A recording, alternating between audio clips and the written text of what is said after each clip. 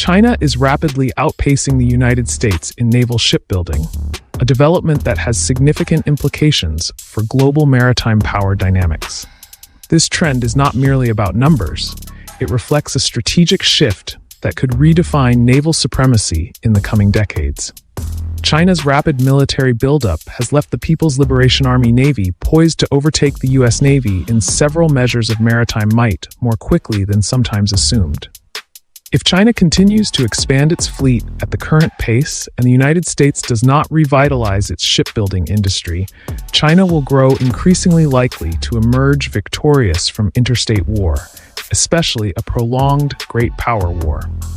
The result is a China that will grow more confident, projecting power, threatening its less powerful neighbors, and disregarding U.S. efforts to deter such behavior.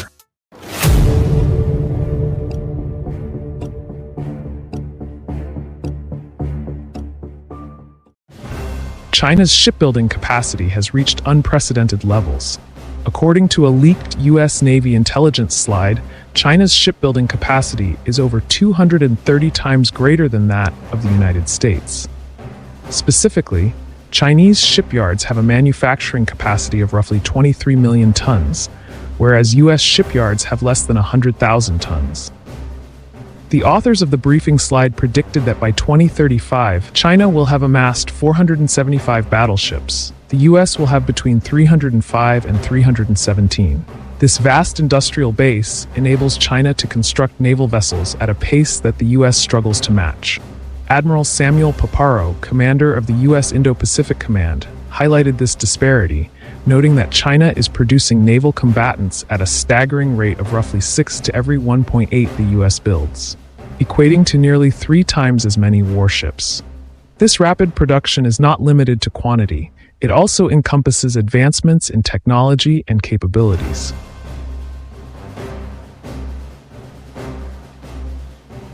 As of the end of 2023, the People's Liberation Army Navy had grown to approximately 370 ships, surpassing the U.S. Navy's 296-ship battle force. Projections by the U.S. Department of Defense estimate China's fleet could expand to 395 vessels by the end of 2025 and exceed 435 by 2030. This expansion includes a range of vessels, from aircraft carriers to submarines, enhancing China's ability to project power across the globe. Between 2003 and 2023, China more than doubled its guided missile destroyer fleet to 42. Over the last 10 years, it has launched 23 new destroyers, compared to only 11 built by the U.S. Since 2017, China has built 8 guided missile cruisers, while the U.S. completed none.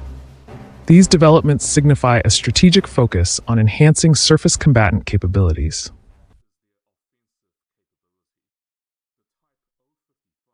The rapid expansion of China's naval capabilities has significant strategic implications, particularly in the Indo-Pacific region.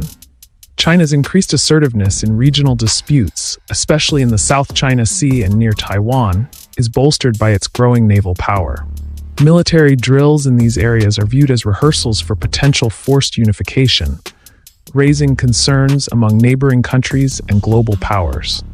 The U.S. Navy, while still maintaining technological superiority in certain areas, faces challenges in countering China's numerical advantage. The disparity in shipbuilding capacity hampers the U.S.'s ability to rapidly expand its fleet in response to emerging threats.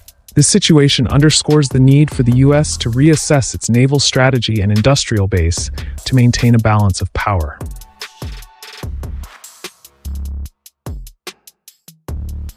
China's shipbuilding prowess is further amplified by its military-civil fusion strategy, which blurs the lines between the country's defense and commercial sectors. Its goal is to enable the People's Republic of China to develop the most technologically advanced military in the world. As the name suggests, a key part of MCF is the elimination of barriers between China's civilian research and commercial sectors, and its military and defense industrial sectors. This approach allows for the efficient transfer of technology and resources, accelerating the development of advanced naval platforms.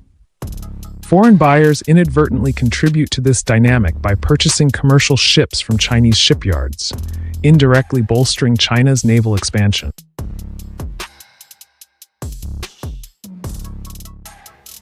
The U.S. shipbuilding industry faces several challenges that hinder its ability to compete with China's.